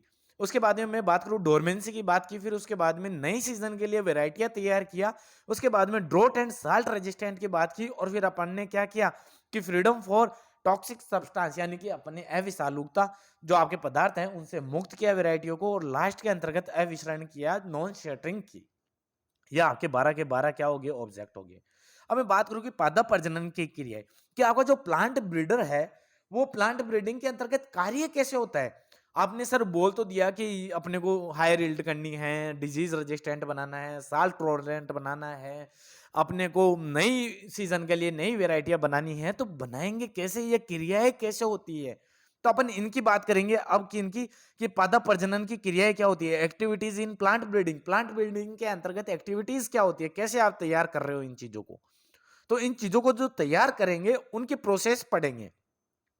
तो उसके अंतर्गत क्या होगा, एक्टिविटीज में क्या करेगा, उन्नत किस्मों का विकास, कि अपन उन्नत जो किस्में हैं, नई वेराइटियां हैं, जो सुपीरियर वेराइटियां हैं उनको डेवलपमेंट करेंगे यानी उनका विकास करेंगे, और उनके साथ ही जो अपन ने नई वेराइटियां बनाई हैं उनका अपन क्या करेंगे, बीजों को वितरण करेंगे, लोगों को पहुंचाएंगे कि हाँ ये अच्छा बीज है, इसको अच्छा उगाइए, आप अच्छे से उगाइए और अच्छा प्रोडक्शन लीजिए। ये काम अपना किस में करेंगे, एक्टिविटीज इन प्लांट ब्रीडिंग। तो अब इसके ऊपर पहुंचने से पहले मैं बात करूं कि कुछ क्रियाएं होती है, इसके अंतर्गत मुख्यतः 5 क्रियाएं आती है। इनका एकदम क्रम आपको ध्यान रखना है, काफी बार पूछा जाता है क्रम। उसके अंतर्गत भी अंदर अंदर में धीरे धीरे जैसे अपन टॉपिक की ओर आगे की ओर बढ़ेंगे, मैं अच्छे से डीपली समझाया जाऊंगा। आप 2x पे करके की अगर वीडियो देख लोगे तो ये पूरा आपको जीरो से लेकर एंड तक समझ में आने वाला है। बात करें कि अपन 5 मुख्य क्रियाएं कौन सी होती है सर, कि पहले अपन वेरिएशन करेंगे भैया। वेरिएशन कैसे, कि क्रिएशन ऑफ वेरिएशन, मतलब कि अगर अपन बात करें विविधता का उत्पादन करेंगे, अपन वेरिएशन देखेंगे कि अलग अलग वेरिएशन है कि नहीं, है ना। तो अपन क्या करेंगे, विविधता देखेंगे। मैं आपको अच्छे से एग्जाम्पल के तौर पे भी समझाऊंगा, तो एक बार पहले इनको लिख लेते हैं अच्छे से, ताकि आप क्या करोगे, अच्छे से समझ में आए। चलिए क्या कर रहे हैं, पहले अपन को विविधता देखनी है। क्या देखनी है सर, आपको विविधता देखनी है। दूसरा क्या करना है, आपने विविधता देख ली कि हाँ ऐसी विविधताएं हैं, फिर आपको करना है चयन, जिसे अपन क्या कहते हैं, सिलेक्शन। फिर सर उसके बाद में आपको क्या करना, क्या प्लांट ब्रीडिंग का काम सिखा रहा हूं, आप ऐसे नई वेराइटियां तैयार कर सकते हो। सिलेक्शन करने के बाद में आपको मूल्यांकन करना है, मूल्यांकन। फिर इसके बाद में सर आपको क्या करना पड़ेगा, चौथी स्टेज आएगी आपका मल्टीप्लीकेशन, जिसे अपन क्या कहते हैं, गुणन। फिर अगर मैं बात करूं कि उसके बाद में सर लास्ट वाला क्या आता है, 5वें नंबर पे करना है वितरण, जिसे अपन क्या कहते हैं, डिस्ट्रीब्यूशन, वितरण। तो डिस्ट्रीब्यूटेशन कर देंगे, अपन डिस्ट्रीब्यूट कर देंगे। समझ में आया। पहले अपन ने किस चीज की बात की, कि अपन ने बात की है सर किसकी, विविधता की, कि अपने को विविधताएं होनी चाहिए। फिर अपन विविधता मिलेगी तो चयन करेंगे, चयन करेंगे तो फिर उसका मूल्यांकन करेंगे, मूल्यांकन करेंगे फिर उसका क्या करेंगे, अपन गुणन करेंगे, यानी कि मल्टीपल बनाएंगे, और मल्टीपल करने के बाद में अपन क्या कर देंगे, वितरण कर देंगे। जो अपन ने नई वेराइटी डेवलप की तो वितरण कर देंगे। अब विविधता के अंतर्गत भी आपको काफी चीजें पढ़ने पड़ेंगी। ये क्रम डायरेक्ट ऐसे क्रम से याद रखना, काफी बार एग्जामों के अंतर्गत पूछा जाता है कि जो आपके पादप प्रजनन की क्रियाएं हैं उनको सही क्रम के अंतर्गत सेट कीजिए। वो ऊपर नीचे कर देगा, इनको चयन पहले कर देगा, मूल्यांकन बाद में कर देगा, लास्ट में आपका विविधता कर देगा, या वितरण सबसे पहले कर देगा। तो ऐसे बना के आपका क्वेश्चन बन सकता है, इसका आपको ध्यान रखना है। लेकिन मैं बात करूं कि विभिन्नता है, विविधता है, तो अगर वेरिएशन की बात की जाएगी तो इसके अंतर्गत भी आपकी कई चीजें मैं पढ़ाऊंगा। जैसे कि आपका क्या हो गया, डोमेस्टिकेशन हो गया यानी कि ग्राम्य हो गया, जर्म प्लाज्म कलेक्शन हो गया, प्लांट इंट्रोडक्शन हो गया, हाइब्रिडाइजेशन हो गया, म्यूटेशन हो गया, पॉलीप्लॉइडी हो गया, या जेनेटिक इंजीनियरिंग हो गया। ये सब किसमें पढ़ेंगे अपन, विविधता के अंतर्गत पढ़ेंगे। मैं काफी अच्छे से समझाऊंगा, पहले अपन इनको नॉर्मल ऊपर से आप सुनते हुए चलोगे ना, तो आगे अपन ब्रीफली इनके अंतर्गत कब पहुंच जाएंगे, कब डीपली इनके अंतर्गत स्टडी कर लेंगे, आपको पता ही नहीं चलेगा। चलिए सर अब बात बताइए कि अपन इसको कैसे याद रखें और कैसे इसको समझें। अब विविधता की जरूरत क्या है। अब मैं एक छोटा सा एग्जांपल देता हूं अपने ही चैनल को लेकर, कि आपके पास में यूट्यूब है, यूट्यूब के ऊपर काफी चैनल है, यानी कि अलग अलग वेरिएशन है, विविधताएं हैं, विविधताएं हैं, खूब है। एग्रीकल्चर हर टीचर पढ़ा रहा है, आपके ब्रीडिंग हर टीचर पढ़ा रहा है। मैं ऐसे नहीं बोल रहा कि मैं सुपीरियर हूँ, लेकिन मैं एग्जाम्पल के तौर पे बता रहा हूँ, है ना। इसको कोरिलेट कीजिएगा, अपने समझने के पर्पज से अपन इस एग्जाम्पल को ले रहे हैं। मैं ऐसा नहीं करता कि कोई भी टीचर गलत पढ़ाता है या सही, यानी कि गलत तो कोई पढ़ाता ही नहीं होगा, क्योंकि जब वो अगर आपको इतना टाइम दे रहा है तो वो कुछ ना कुछ मेहनत करके आता है। देखो सीधी सी बात है, और जो अपने अच्छे एफर्ट्स लगा सकता है किसी को समझाने में, वो अपना 100% एफर्ट्स लगाता है। चलिए अपन टॉपिक के ऊपर आते हैं, टॉपिक से साइड में क्यों जाना है अपने को। मैं बात करूं विविधता की, तो आपने यूट्यूब देखा, यूट्यूब के ऊपर सर आपने प्लांट ब्रीडिंग की क्लास देखी, आपको अलग अलग विविधताएं दिखी कि यहाँ पे भी पढ़ा रहे हैं, यहाँ पे भी पढ़ा रहे हैं, इस चैनल पे भी पढ़ा रहे हैं, इस चैनल पे भी पढ़ा रहे हैं। लेकिन फिर क्या हुआ कि आपको एक ऐसा चैनल मिला कि sir agriculture tricks by NK, वहां पे तो ट्रिक के माध्यम से समझाया जा रहा है। तो आपको एक विविधता दिखी कि ट्रिक के माध्यम से एक ही चैनल है जिसके ऊपर ट्रिकें बताई जा रही है, एग्रीकल्चर के अंतर्गत ट्रिकें बताई जा रही है, तो वो वहीं पे बताई जा रही है। तो ये क्या हुआ, वेरिएशन हुआ। सब चैनल पे पढ़ा रहे हैं, थ्योरी सब पे पढ़ा रहे हैं, लेकिन वेरिएशन कहां आया यहाँ पे, कि यहाँ पे आपका अलग कैसे हुआ कि यहाँ पे ट्रिकें पढ़ाई जा रही है, यहाँ पे एग्रीकल्चर फैक्ट्स दिए जा रहे हैं। ये सर एग्रीकल्चर के अंतर्गत कुछ तो अलग है, इसमें इस चैनल में कुछ तो अलग है। तो आपने क्या किया कि उसको देखा कि यार ये अलग है। तो ऐसा ही अपन प्लांटों में करते हैं, तो प्लांटों के ऊपर मैं बाद में आऊंगा, तो आप एक बार एग्जांपल समझने की कोशिश कीजिएगा। तो अपन ने विविधता देखी कि 1000 चैनल थे, 1000 चैनलों में से एक चैनल देखा एग्रीकल्चर, ऐसा टीचर पढ़ा रहा है जो ट्रिकों के माध्यम से समझा रहा है और काफी अच्छे समझा रहा है। फिर अपन ने क्या किया, एग्रीकल्चर ट्रिक्स बाय एन के चैनल को क्या किया, चयन किया। अपन ने विविधताएं देखी कि लोगों से अलग है, तभी क्या किया, अपन ने चयन किया, उसका क्या, सिलेक्शन। सेकंड ऑप्शन पे आ गया हूं मैं। विविधता अभी देख ली, विविधता के बाद में अपन ने क्या किया, सिलेक्शन किया कि यार चैनल अच्छा है, इसको क्या करना चाहिए, अपने को देखना चाहिए। चयन कर लिया, सिलेक्शन कर लिया। अब बात करें कि सर अपन ने तो एक ही वीडियो तो देखा, क्या पता दूसरा वीडियो के अंतर्गत ये एक ही वीडियो अच्छा हो, दूसरा बकवास हो, अच्छा कंटेंट नहीं हो। तो फिर अपन उसका क्या करेंगे, मूल्यांकन करेंगे। सर कि मूल्यांकन कैसे करोगे, हम उसके और वीडियो देखेंगे, उस चैनल के ऊपर और ट्रिकें बताई हुई है उनको देखेंगे कि वास्तव में सभी ट्रिकें इतनी मजेदार है, उससे मेरे को समझ में आ रहा है। तो फिर आपने मूल्यांकन किया कि नहीं, जो मेरे पैरामीटर्स हैं उसके ऊपर ये आपका चैनल है एग्रीकल्चर ट्रिक्स बाय एनके, वो खरा उतर रहा है। तो अपन क्या करेंगे, मूल्यांकन कर लिया। अब मूल्यांकन कर लिया तो फिर अपन क्या करेंगे, गुणन करेंगे कि सर हम और ज्यादा वीडियो देखेंगे उसके, कि वास्तव में यार ये कि ये अच्छी चीज पढ़ा रहे हैं, अच्छी चीजें बताते हैं, तो अपने को क्या करना पड़ेगा, इनके और वीडियो देखने पड़ेंगे। यानी कि आपको मल्टीपल करना पड़ेगा, मल्टीपल तरीके से देखना पड़ेगा, ज्यादा वीडियो देखने पड़ेंगे। फिर अपन ने गुणन किया। फिर बात करूं कि वितरण, अगर आपको वीडियो अच्छा लगा, फिर आप बोलोगे कि नहीं यार ये टीचर अच्छा पढ़ाते हैं, मैं अपने फ्रेंडों को भी शेयर करूंगा, इसको बारे में बताऊंगा कि ये तो वीडियो काफी शानदार है। प्लांट ब्रीडिंग यहाँ से भी पढ़ी, वहां से भी पढ़ी, यहाँ से भी पढ़ी, समझ में नहीं आया, लेकिन इनका पढ़ाने का अंदाज मेरे को कुछ अलग लगा। लो अपने दोस्तों को भी कि हाँ ये देखना यार, कि एग्जाम से पहले एक बार वीडियो देख के जाना, तू पूरा पेपर ऐसे यूं करके आएगा। तो वो चीज क्या होती है, आपकी वितरण। तो समझ में आया। तो ऐसे ही अपन क्या करते हैं, क्रॉप में करते हैं। तो क्रॉप के अंतर्गत क्या होता है कि अपन क्या करते हैं, पहले अपन देखते हैं कि डिजायर जीन, यानी कि डिजायर करेक्टर, उसके अंतर्गत क्या करेंगे, विविधता। विविधता कैसे देखेंगे कि भैया अलग अलग प्लांट है, उनके अंतर्गत जो अपने को चाहिए, क्योंकि प्लांटें अलग अलग तरीके के दिखेंगे प्लांट। तो जो विविधता के अंतर्गत आप देखोगे कि हाँ अपना ये प्लांट है, ये पौधा है, ये अपने काम का है, तो उसका क्या करोगे, आप लेके आओगे, चयन करोगे। चयन करने के बाद में देखोगे कि अपने को, जैसे कि मेरे को कोई पौधा चाहिए था, एक गेहूं का पौधा ऐसा था जिसके ऊपर 15 बालियां आ रही है, और एक पौधा था उसके ऊपर 8 ही आ रही है, 7 ही आ रही है, 6 ही आ रही है। तो मैं 15 वाला क्या करूंगा, उखाड़ के लेके आऊंगा, या फिर उसको सिलेक्शन करके लेके आऊंगा। फिर मैं क्या करूंगा, उसका मूल्यांकन करूंगा और उगा के देखूंगा कि उसके बीजों को, कि हाँ वास्तव में इसकी सभी जो प्रेजनियां हैं, या इसके अंतर्गत ऐसे ट्रेड्स हैं, उसके अंदर ऐसे गुण हैं कि वो ऐसे ही आपके क्या कर रहा है, कि हाँ कि सबके अंदर ही इतनी बालियां लग रही हैं, 15-15 बालियां लग रही हैं, अच्छे ग्रेन है, अच्छी क्वालिटी के हैं। फिर आप मूल्यांकन किया कि वास्तव में यार इसकी परफॉर्मेंस तो बहुत अच्छी है, और ड्रॉट के अंदर यानी सूखे में उगा रहा हूं तो भी उग रहा है। तो आपने क्या किया, उसका मूल्यांकन किया कि हाँ ये तो अपने पैरामीटर्स पे खरा उतरा है।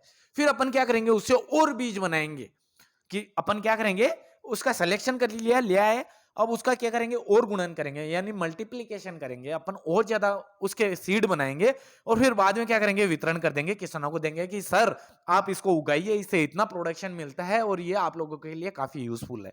तो ये अपनी क्रियाएं क्या किस में होगी, एक्टिविटीज ऑफ प्लांट ब्रीडिंग की, कि आप कैसे एक नया पौधा तैयार कर रहे हो, कैसे आप सिलेक्शन कर रहे हो, कैसे आप चयन कर रहे हो, इनकी मैं डिटेल बातें करूंगा। विविधता की बात करेंगे, उसके अंतर्गत आपके 6-7 पॉइंट हैं, उनको मैं पहले नॉर्मली समझाऊँगा, फिर अपन डीपली चलते जाएँगे धीरे-धीरे, धीरे-धीरे। क्योंकि डोमेस्टिकेशन की बात करेंगे, है ना? तो डोमेस्टिकेशन के अंतर्गत भी अंदर तक पढ़ेंगे। जर्म प्लाज़्म की मैं बात करूँगा, तो उसके अंतर्गत अंदर तक जाएँगे।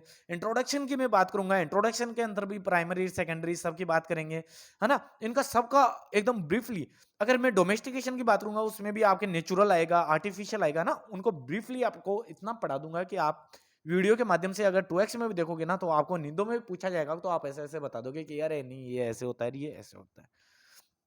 तो चलिए समझ में आया कि अपने को क्या करना है। ऐसी पादप प्रजनन की क्रियाएँ के अंतर्गत ये करेंगे कि उन्नत किस्मों का विकास करेंगे और उनके बीजों का वितरण करना है। कैसे विकास करेंगे वो मैंने आपको शॉर्ट तरीके से अच्छे से समझा दिया। तो मैंने बताया कि पहला पहला पॉइंट आता है आपके विविधता उत्पादन यानी कि क्रिएशन ऑफ वेरिएशन यानी कि वेरिएशन को आपको क्रिएट करना है कि या क्रिएशन करना है। बात करें कि अपन क्या करेंगे फसल सुधार के लिए विविधता एक मूल आवश्यक है कि अगर विविधता होगी ना उसी में तो आपको एक बात बताऊँ आप देखना विविधता होगी ना तभी आपको अच्छी चीजें मिल सकती है। अगर एक ही चीज होगी सभी सिमिलर होंगे तो फिर उसके अंतर्गत सुपीरियरिटी की चांसेस कम हो जाते हैं लेकिन वेरिएशन होता है ना वहां पे कई चीज सुपीरियर मिल जाते हैं कि हाँ ये सुपीरियर है ये अच्छा है ये गलत है। अपन कोई हर्ट में भी जाते हैं ना तो हर्ट के अंतर्गत भी क्या होता है वेरिएशन होता है कि एक छोटा फार्मर है एक बड़ा फार्मर है वहां पे अलग अलग सब्जियां वगैरह बेच रहे हैं तो वहां पे वेरिएशन देखने को मिलता है कि भैया आलू ही बेचने वाले 10 आदमी बैठे हैं 10 आदमियों के अंदर वेरिएशन ऐसे आया सर वो 5 रुपए किलो बेच रहा है ये 10 बेच रहा है और ये 8 रुपए किलो बेच रहा है सर मेरे को तो एक आदमी ऐसा मिला 2 रुपए किलो ही देने वाला आलू मिल गया। तो वो वेरिएशन मिला तभी आप उसको सेलेक्ट करोगे कि नहीं भैया मेरी तो पॉकेट मनी इतनी है मैं तो 2 रुपए किलो वाले ही आलू खरीदूंगा। तो ऐसे वेरिएशन आपको देखने को मिलेंगे और ऐसे ही वेरिएशन को आप क्या करोगे सेलेक्ट करोगे वो प्लांट के अंतर्गत। तो समझ में आया आपको कि फसल सुधार के लिए विविधता मूल आवश्यक है यानी विविधता होना बहुत जरूरी है। विविधता नहीं होने पर किसी भी फसल में सुधार करना असंभव है और विविधता निम्न प्रकार से उत्पन्न की जा सकती है। तो मैंने समझाया आपको कि विविधता क्यों जरूरी है। नए अगर आपको नए कैरेक्टर नई किस्म तैयार करनी है नई वैरायटी रिलीज करनी है नई वैरायटी बनानी है नए पौधे तैयार करने हैं तो विविधता होना जरूरी है वेरिएशन होना जरूरी है। और वो किस प्रकार तैयार किया जाएगा कि वेरिएशन कैसे आए पौधों के अंतर्गत तो उसकी मैं अभी एग्जाम्पल के तौर पर बताता हूं कि वेरिएशन कैसे आएगा। अब तो वेरिएशन क्रिएट करने के लिए अपने को कुछ आपके क्या होंगे पैरामीटर्स से गुजरने पड़ेंगे कि अपने को वेरिएशन कहां देखने को मिल सकता है क्योंकि अपन प्लांट ब्रीडिंग पढ़ रहे हैं तो प्लांट के रिलेशन में अपने को वेरिएशन चाहिए। तो अपन बात करते हैं इन वेरिएशनों की कि वेरिएशन कैसे क्रिएट होगा। अब जो अपना जो आगे का वीडियो है ये पूरा वेरिएशन को लेकर रहेगा। फिर नेक्स्ट वीडियो आएगा वो सिलेक्शन पे रहेगा कि अपन सिलेक्शन कैसे करेंगे है ना। तो उसको अच्छे से समझने की कोशिश कीजिएगा। चलिए अब मैं बात करूं कि वेरिएशन कैसे क्रिएट होगा। पहले करेंगे अपन डोमेस्टिकेशन ग्राम्यन। तो ग्राम्यन तो आप याद करो नहीं करो लेकिन ये छोटा सा है डोमेस्टिकेशन। डोमेस्टिकेशन तो इसको तो इंग्लिश में ही टर्म याद रखना। कई बार डोमेस्टिकेशन डायरेक्ट ही आपको क्या कर देगा लिख के दे देगा एग्जामिनर आप कंफ्यूज हो जाओगे ग्रामीण देखते देखते। तो आप क्या करोगे डोमेस्टिकेशन क्या करोगे आप याद रखना। तो पहला वीडियो अपना स्टार्ट हुआ था उस तो मैंने बताया था कि फर्स्ट एनिमल जो डोमेस्टिकेट किया गया था फर्स्ट एनिमल वो डॉग था। डोमेस्टिकेशन का मतलब होता है कि पालतू यानी कि जो पहले से कोई जंगली आदमी है पहले कुत्ता जंगली था डोमेस्टिकेट कर लिया भैया मैंने पालतू बना लिया मेरा। जो पालतू कर लिया या फिर अपने जो अपन ह्यूमन मैनेजमेंट के अंतर्गत कोई भी चीज को ले लेते हैं वो क्या हो जाता है आपके डोमेस्टिकेट हो जाता है यानी कि पालतू हो जाता है। एक बात बताओ आपने आज कुत्ता बिल्ली हो गए। आज सांप का भी डोमेस्टिकेशन सुना है सांप का। सांप को पालते हैं अपन नहीं पालते ना लेकिन गाय का डोमेस्टिकेशन हुआ क्योंकि वो पहले ऐसे जंगली प्रजातियां थी वो जंगल के अंदर घूमती थी चरती थी लेकिन धीरे धीरे मानव को पता चला कि वो भैया आपके दूध देती है दूध से अपना दही बनता है दही से अपना मक्खन बनता है मक्खन से अपने घी बनता है वो अपने यूजफुल चीजें हैं। तो अपन ने क्या किया जंगलों से लेके आए अपने गायों को अपन ने क्या किया रखना स्टार्ट कर दिया वो क्या हुआ आपका डोमेस्टिकेशन हो गया। वो पहले क्या थी जंगली प्रजाति थी तो वो जंगल में ऐसे ही घूमने वाले लोग थे जंगली जानवर थी पहले। जंगली जानवर को अपन ने क्या किया अपने ह्यूमन मैनेजमेंट के अंतर्गत लाए ह्यूमन एक्टिविटीज के अंतर्गत लेके आए वो क्या बन गया आपका डोमेस्टिकेशन हो गया। तो आपको पता चल गया कि जिन चीजों को अपन पालतू बना लेते हैं उन्हें अपन क्या कहते हैं डोमेस्टिकेशन कहते हैं। लेकिन सर आपने ये तो समझा दिया लेकिन प्लांट ब्रीडिंग में अपन डोमेस्टिकेशन कैसे करेंगे तो अब उसको मैं आपको अच्छे से समझाने वाला हूं। बात करें कि डोमेस्टिकेशन कैसे होगा, मनुष्य द्वारा जंगली प्रजातियों को खेती करने के लिए उगाने को ग्राम्य कहते हैं। अब हुआ क्या कि पहले का जो मानव था, वो धीरे-धीरे देख तो रहा था कि आपके मैंने बताया कि सिंगल प्लांट सिलेक्शन बताया आपके नील्सन एलियन ने। तो उससे पहले क्या हुआ कि पौधे को जो आपका मानव था, वो देख तो रहा था कि पौधे हैं, कई काम के हैं, धीरे-धीरे तभी तो डोमेस्टिकेशन हुआ उनका। तो ऐसे ही क्या हुआ कि जंगल के अंतर्गत आपके क्या हुआ, जंगली प्रजातियाँ दिखी। यानी कि गेहूँ की कई प्रजातियाँ हैं। जैसे गेहूँ के अंतर्गत टिटिकम एस्टिम हो गया, टिटिकम मोनोकोकम हो गया, डाइकोकम हो गया, अलग-अलग है ना। तो लेकिन इनके अलावा भी और कई प्रजातियाँ थी। जब गेहूँ के अंतर्गत ऐसे देखा गया कि यार यहाँ पे काफ़ी गेहूँ की अलग-अलग वैरायटियाँ लगी हुई है, या फिर अपन बात करें कि ये पौधे लगे हुए हैं, ये पौधे किस चीज़ के हैं? फिर अपने को पता चला कि यार इनके तो ऊपर बालियाँ आ रही हैं और बालियों को अपन यूज़ करके उससे फूड तैयार किया जा सकता है। तो वो पहले तो जंगली था ना, वो जो आपका पौधा था वो जंगली था। फिर धीरे-धीरे ह्यूमन मैनेजमेंट में आया। मतलब कि इंसान, मनुष्य के द्वारा जो जंगली प्रजाति थी, उसको क्या करने लगा, वो खेती करने लगा।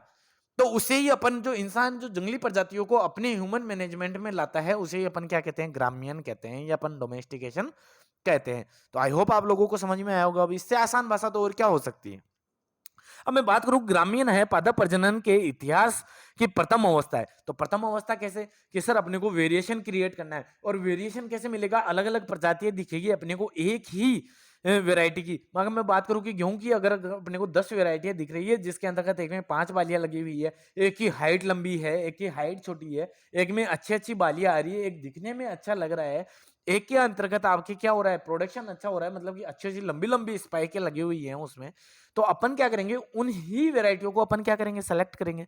तो वेराइटियां कहाँ मिल रही है आपको, वेरिएशन कहाँ मिल रहा है, जंगली प्रजातियों के अंतर्गत।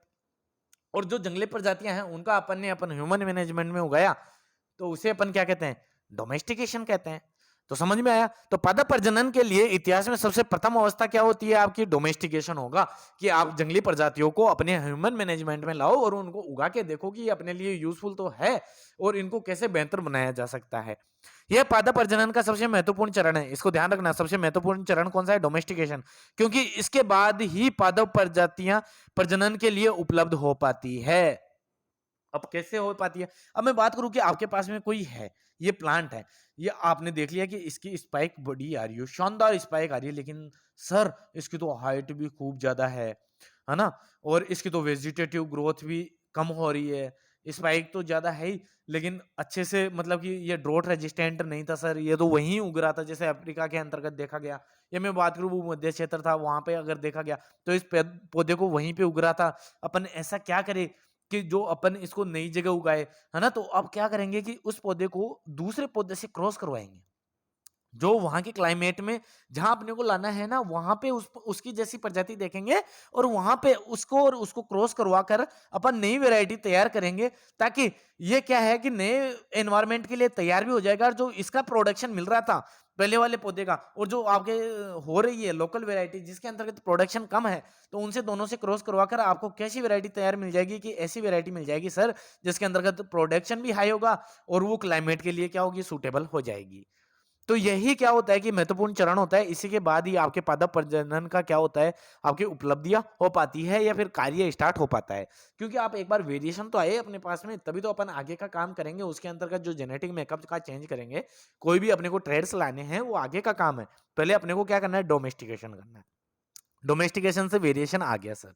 अब मैं बात करूं कि जनन द्रव्य संग्रह, इसके अंतर्गत क्या होता है, जो जर्म प्लाज्म होता है उनको कलेक्ट करना पड़ता है, यानी कि जैसे वाइल्ड स्पीसीज लेके आए ना, तो ऐसे ही अपन क्या करते हैं कि उनको स्टोर करके रखते हैं, कि आने वाले टाइम पे फिर अगर कोई क्रॉस करवा कर नई वेराइटियां तैयार करनी हो, तो अपने पास में पहले के कुछ तो ऐसे जर्म प्लाज्म हो, उनका कुछ जेनेटिक मटेरियल हो, जिनसे कि अपन नई वेराइटियां ग्रो कर सके। इसका कंप्लीट वीडियो मैं बनाऊंगा जर्म प्लाज्म के अंतर्गत, अपन आगे पूरा अच्छे से डिटेल से पढ़ेंगे, नहीं वीडियो और ज्यादा लंबा हो जाएगा इनके अंतर्गत अगर ज्यादा बात करेंगे तो उनके अंतर्गत मैं आपको जर्म प्लाज्म कलेक्शन है, और जितने भी जर्म प्लाज्म है उनको भी काफी अच्छे से समझाने वाला हूँ, जिसके अंतर्गत आपके क्या होगा कि जो देसी होगी, लोकल रेसेस वगैरह होगी, पुरानी रेसेस वगैरह होगी ना, है ना, इनकी भी अब अच्छे से बात करेंगे, जो ब्रीडिंग लाइन वगैरह है वो आपको अच्छे से समझाऊंगा। अभी तो आप इनको मोटा मोटा ध्यान रखो कि अपने को वेरिएशन के लिए क्या जरूरी है, जर्म प्लाज्म कलेक्शन जरूरी है। ये क्या करता है, फसल प्रजातियों के उनके जंगली संबंधों जो जंगली संबंधों में उपस्थित आनुवंशिक द्रव्यों को पूरी समूह को प्रजाति का जनन द्रव्य कहा जाता है। यानी कि पूरी जो समूह होता है, पूरा एक ग्रुप होता है, उसके ही जनन द्रव्यों को क्या कहा जाता है? जर्म प्लाज्म कहा जाता है। और उसको अपन क्या करते हैं? कलेक्ट करते हैं। तो अपन ने पहला तो क्या किया? डोमेस्टिकेशन किया। फिर उसके बाद में अपन ने क्या किया? जर्म प्लाज्म कलेक्ट कर लिया। जर्म प्लाज्म कर लिया, उससे भी अपने को क्या मिल रहा है? वेरिएशन देखने को मिल रहा है। तीसरा क्या करे कि सर उससे भी वेरिएशन अपना क्रिएट हो, तो अपन कर देंगे पादप पुर्स्थापन, यानी कि प्लांट इंट्रोडक्शन। अब ऐसे मत सोचना कि प्लांट इंट्रोडक्शन का मतलब ऐसे है कि प्लांट का परिचय देना है ना। प्लांट का इंट्रोडक्शन का मतलब ऐसे है कि जैसे कि अपन बात करें कि आपके बाजरा है, बाजरे का उत्पत्ति स्थान जैसे अफ्रीका है, तो अफ्रीका से अपन ने इंडिया के अंतर्गत उगाया। तो ये पहले वैरायटी वहीं देखने को मिल रही थी, लेकिन अपन ने क्या किया? इंडिया के अंतर्गत भी ले आए। वो वहां इंडिया में हो नहीं रहा है, लेकिन फिर अभी अपन ले आए। तो अगर ऐसी वैरायटी जो जहां पहले से न्यू उगाई जा रही है, वहां पे लाके ग्रो करना, यही क्या है? Plant introduction. कि अपने को नई जगह ले जाकर उसको क्या करना है? ग्रो करना है। उसे अपन क्या कहेंगे? प्लांट इंट्रोडक्शन कहेंगे। समझ में आया? और समझाऊं तो मैं एक बात बताऊं, आप क्लास के अंतर्गत आते हो तो इंट्रोडक्शन क्यों पूछा जाता है? अगर आप पहले से ही किसी क्लास में हो, कहीं एक ही स्कूल में पढ़ रहे हो, तो वहां पे इंट्रोडक्शन लिया जाता है क्या आपसे कि तेरा नाम खड़ा होके बताना? लेकिन आप जैसे ही नई जगह जाते हो, जहां आप पहले नहीं थे, यानी कि जिस स्कूल में आप पहले नहीं पढ़े हुए हो, तो वहीं तो क्लास में जाते ही पहले आपको टीचर खड़ा करके बोलता है कि भैया आपका नाम बताओ, इंट्रोडक्शन दो। तो ऐसी ही, यानी कि जहां पे वो पहले ग्रो नहीं हुई है, तो आप नई जगह पे जाके ग्रो करना है, वही क्या होता है? प्लांट पुरस्थापना, है ना। तो इसका ध्यान रखना, प्लांट इंट्रोडक्शन कहते हैं। मैं एक बार थ्योरी की ओर ऊपर आता हूं कि किसी पादप प्रजाति या किस्म को उस स्थान पर जहां वह पहले से उगाई या पहले से पाई गई नहीं हो या उगाई गई नहीं हो, वहां पर ले जाकर उसे उगाना ही क्या कहलाता है? प्लांट इंट्रोडक्शन या पादप पुर्स्थापन कहलाता है। और जो मैंने एग्जांपल दिया है, इससे अच्छा एग्जांपल हो ही नहीं सकता जो आपको इंट्रोडक्शन से दिया मैंने। बात करूं पादप पूर्व स्थापन, पादप प्रजनन की एक प्रचलित और आज भी अत्यंत महत्वपूर्ण विधि है प्लांट ब्रीडिंग के अंतर्गत। या मैं बात करूं जो आपकी पादप प्रजनन की क्रियाएं हैं उनके अंतर्गत और आपके वेरिएशन क्रिएशन के अंतर्गत, यानी कि वेरिएशन तभी आएगा जब आप नई जगह जाके उगाओगे और नए नए वेराइटियां लगाओगे, तो वो वेरिएशन क्रिएट के लिए आपका प्लांट इंट्रोडक्शन होना जरूरी है। और मैं बात कर रहा हूं कि वेरिएशन इसलिए इंट्रोड्यूस कर रहे हैं अपन, वेरिएशन तब ला रहे हैं तब अपने को नई वेराइटी बनानी है। तो अपना अल्टीमेट पॉइंट क्या रहेगा? नई वेराइटी डेवलप करना, ऐसी वेराइटी डेवलप करना जो अपने लिए हाँ यूजफुल हो। तो समझ में आया पूरी स्थापन? ठीक है, इंट्रोडक्शन समझ में आया। सर आप बताओ कि ये हाइब्रिडाइजेशन क्या चीज आ गई, संकरण क्या आ गया? अरे संकरण कुछ ही नहीं है, दो ऐसी वेराइटियां ले लो जो जेनेटिकली आपके क्या हो? डिसिमिलर, यानी कि मैं बात करूं कि जेनेटिकली तरीके से वो क्या होंगे कि असमान होंगे, समान नहीं होंगे, कि उनके अंतर्गत जेनेटिक गुण ऐसे होंगे जैसे एक की क्या होगा? या तो प्रोडक्शन हाई होगा, एक का क्या होगा? ये साल्ट रेजिस्टेंट होगी, ड्रॉट रेजिस्टेंट या कुछ ना कुछ।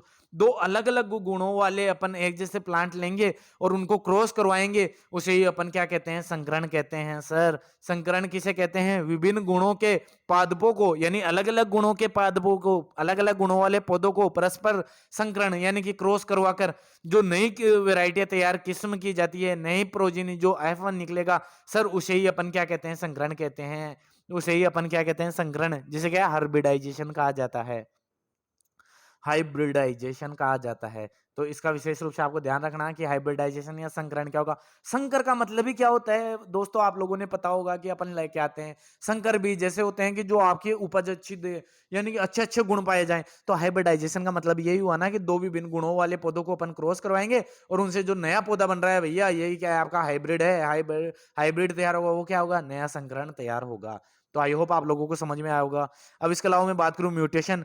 म्यूटेशन क्या होता है? Suddenly heritable changes. अरे सर ये तो अचानक से कोई उत्परिवर्तन, नाम में ही इतना परिवर्तन लग रहा है, तो ये तो करने वाला ही कुछ अलग है। तो कई बार क्या होता है कि अपन नई वेराइटियां डेवलप करने के लिए म्यूटेशन का भी यूज किया जाता है, लेकिन ये जनरली आपके क्या होते हैं कि हार्मफुल ही होते हैं। 99%, 99 से भी ज्यादा परसेंट आपके क्या होते हैं? हार्मफुल होते हैं। 0.01% आपके यूजफुल होते हैं म्यूटेशन। लेकिन उसके द्वारा भी अपन नई वेराइटियां डेवलप करते हैं, इसके द्वारा भी वेरिएशन क्रिएट करते हैं। हम म्यूटेशन की बात करें, अरे सर क्या हुआ कि आप जैसे कोई मनुष्य देखा होगा, सर उसके तो जीनों के अंतर्गत कुछ ना कुछ ऊक-चूक सिस्टम हो गया और उसका तो हाथ ऐसे बांका-सा हो गया। अरे सर वो कैसे हो गया? अरे उसके जीनों में परिवर्तन हो गया गुरुदेव।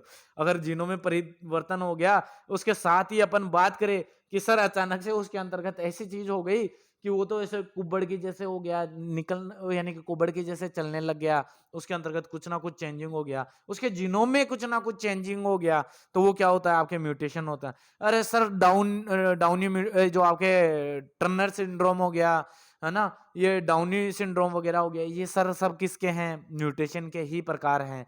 तो उसके अंतर्गत भी अपन अच्छे से बात करेंगे कि नलीसोमी हो गया, ट्राइसोमी हो गया, मोनोसोमी हो गया, है ना? उनकी सबकी बात करेंगे म्यूटेशन के अंतर्गत। लेकिन ये ध्यान रखना अचानक से अगर कोई चीज़ के अंतर्गत परिवर्तन आ रहा है, तो उसके द्वारा भी अपन क्या कर सकते हैं? वेरिएशन क्रिएट कर सकते हैं। अचानक से कोई परिवर्तन आ गया और वो अपने लिए क्या पता कि यूज़फुल हो, तो ऐसे ही वो यूज़फुल होते हैं, उसके द्वारा भी अपने को क्या मिलता है? वेरिएशन मिलता है और उनके द्वारा भी अपन नई-नई वैरायटियाँ तैयार करते हैं। बात करें किसी जीव के किसी लक्षण में आकस्मिक यानी कि अचानक, क्या? अचानक, अचानक वंशानुगत परिवर्तन को ही अपन क्या कहते हैं? उत्परिवर्तन कहते हैं। और जो ये अचानक परिवर्तन होगा ना, वो एक ही पीढ़ी में नहीं, अगली पीढ़ी में भी जाएगा। वंशानुगत का मतलब होता है एक पीढ़ी से दूसरी पीढ़ी में। जो अचानक से जो परिवर्तन हुआ है, अगर वो लूला हुआ है, लंगड़ा हुआ है ना, तो वो अगली पीढ़ी में भी लंगड़ा ही होगा। ऐसा परिवर्तन होना चाहिए। ऐसा नहीं कि बाप तो लंगड़ा था लेकिन बेटा तो सही हो गया।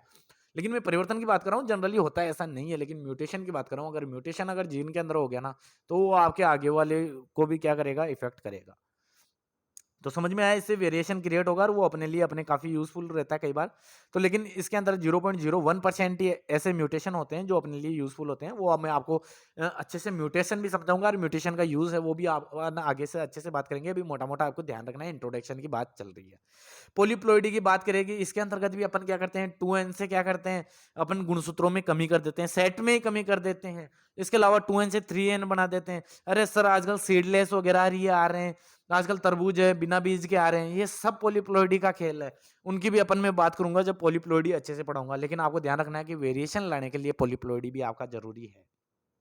इसके अंतर्गत क्या होगा? ऐसी स्पीशीज को कई कोशिकाओं में जाने वाले गुणसूत्रों में 2n में विभिन्न और अधिक होने की अवस्था में वो गुणता हो जाती है कि भैया आपके जो सोमेटिक या जो आपकी कायिक कोशिकाएं होती है, इनके अंतर्गत जो 2n होते हैं, गुणसूत्र होते हैं, है ना? उनके अंतर्गत क्या हो जाती है? अधिकता हो जाती है या कई बार क्या हो जाती है? कमी हो जाती है। उनके कारण क्या हो जाता है? पॉलीप्लॉइडी हो जाता है। और जो भी अपन पॉलीप्लॉइडी का यूज करके जो सीडलेस वगैरह है, आगे कई वैरायटियां बताऊंगा, तो वो भी अपने वेरिएशन क्रिएट करता है और उनके द्वारा अपन नई-नई वैरायटियाँ तैयार करते हैं। उसको भी आगे अच्छे से ब्रीफली पढ़ेंगे। अब लास्ट चीज आती है अपने पास में, अगर मैं बात करूं विविधता उत्पादन कर रहे हैं अपन, विविधता ला रहे हैं, यानी कि जो आपके वेरिएशन है वो क्रिएट कर रहे हैं, वो कर सकते हैं आनुवांशिकी के द्वारा, आनुवांशिकी अभियांत्रिकी यानी कि जेनेटिक इंजीनियरिंग के द्वारा। इंजीनियरिंग कैसे? कि सर आजकल के तो इतने साइंटिस्ट तेज हो गए कि उनके जो जीन है उनके अंतर्गत ऐसी ऐसी चेंजिंग कर रहे हैं। जो अपनी गाय थी सर, वो 5 लीटर दूध देती थी, उसका क्रॉस करवा दिया होलिस्टन फ्रीजियन से। सर हमारी तो गाय थी वो आजकल 5 लीटर से डायरेक्ट 10 लीटर दूध देने लग गई। सर हमारा तो 8 लीटर दूध देने लग गई। तो वो किसकी वजह से हुआ? जेनेटिक इंजीनियरिंग की वजह से हुआ कि अपन उसके जेनेटिक यानी कि जीन में चेंज किया। क्रॉसिंग करवाना अलग चीज हो गया है ना, वो गलती से बता दी मैंने, क्रॉसिंग करवाना अलग चीज है, लेकिन जेनेटिक चीज में अलग चेंज। जैसे कि मैं बात करूं कि अगर कोई पौधा है, उसके जीन ऐसे हैं, बोनेपन के जीन है। आपने मटर का पौधा देखा होगा, मटर पौधे के ऊपर रिसर्च किया ग्रेगर जॉन मेंडल साहब ने, तो उन्होंने देखा कि एक पौधा छोटा है और एक बड़ा है। लेकिन अपन ऐसे करें कि टेक्नोलॉजी के द्वारा कि जो छोटे वाला जीन है उसको प्रिडिक्ट करे, उसको देखे उसके अंतर्गत, और उस जीन को निकाल कर उसकी जगह बड़े वाला जीन डाल दे, यानी कि जो जो पौधा है उसकी लंबाई को बढ़ाने वाला जीन डाल दे, तो उसके अंतर्गत क्या हुआ? संरचना के अंतर्गत चेंज हुआ कि नहीं हुआ? तो वो किसके द्वारा होगा? आपके बायोटेक्नोलॉजी, या मैं बात करूं जेनेटिक इंजीनियरिंग के द्वारा। इसके अंतर्गत अपन क्या करेंगे? जो जेनेटिक मटेरियल है ना, उनके अंतर्गत उथल फुथल कर देंगे। उथल फुथल करेंगे, क्या होगा? जैविक कारकों जैसे सूक्ष्म जीवों, जंतुओं, पादपों, कोशिकाओं की जीन संरचना में परिवर्तन करके तथा उनके अवयवों को नियंत्रण उपयोग से उपयोगी उत्पादों एवं सेवाओं में उत्पादन को आनुवांशिकी उत्परिवर्तन कहते हैं, या सॉरी आनुवांशिकी अभियांत्रिकी यानी कि जेनेटिक इंजीनियरिंग कहा जाता है।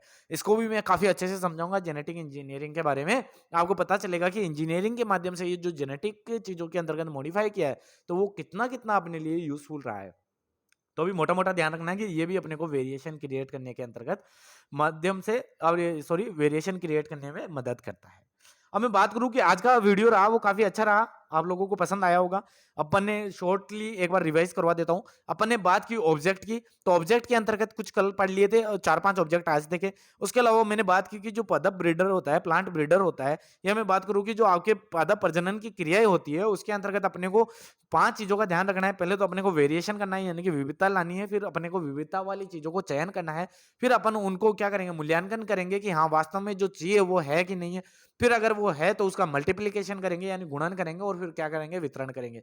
तो इन पाँचों टॉपिकों में से जो क्रियाएँ हैं पादप प्रजनन की या प्लांट ब्रीडिंग की, जो 5 एक्टिविटीज़ हैं, उनमें से फर्स्ट एक्टिविटीज़ अपन ने आज देखी, जो नॉर्मल इंट्रोडक्शन देखा कि वेरिएशन कैसे क्रिएट करें।